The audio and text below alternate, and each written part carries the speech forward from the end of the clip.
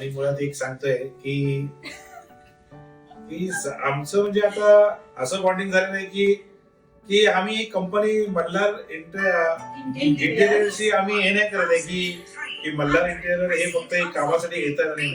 एक बोलतात एक जवळचं नातं असते. आणि माझं एक वैयक्तिक असं म्हणणं आहे की सागरच्या पायगुणामुळे कदाचित मी वाढलो असेल किंवा माझे एक दुकानाचं काम त्यांनी चालू केलं. आज माझ्याकडे नशिबाने 4-5 दुकानाची कामं झालेली आहेत सागर बरोबर.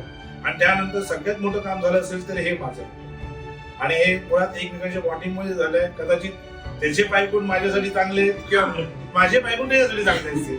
आणि अशी इच्छा आहे देवाकडे की असे आम्ही दोघेही असे वाढत राहू आणि कुठेतरी एक मोठं काम तरी करू. नाही खरंच आणि सागर दादा दोघं पण खूप एकदम इतके म्हणजे घरातल्यासारखं वातावरण आहे.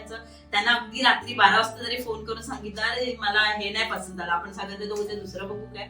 हा चालेल वहिनी चालेल. कधी त्यांनी असं नाही फक्त अरे हे बरोबर नाही वाटत वहिनी हे नको. मग आपण त्याच्यावर विचार केला की नंतर कळते अरे नाही हे बरोबरच नाही दिसणार.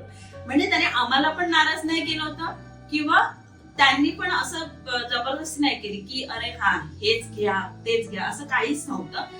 जे आम्हाला पण आवडलं ते आम्ही एक्सेप्ट केलं होतं. त्यांना आवडलं तेही आम्ही एक्सेप्ट केलं आणि त्याच्यातून चांगलंच आम्हाला मिळालं. ड्रीम हाऊस कम्प्लीट झालं. येस शीश व्हायला आणि संपूर्ण टीमला आम्ही मनापासून खूप धन्यवाद आमच्या फॅमिलीतर्फे. खूप छान. आणि यांची ही टीम अशीच टिकून राहून दे शेवटपर्यंत ही देवाकडे आमची इच्छा आहे. संपूर्ण टीमचं आम्ही पुन्हा एकदा राणेकर परिवाराकडनं अभिनंदित करत आहोत की त्याने आमचं ड्रीम पूर्ण केलेलं आहे.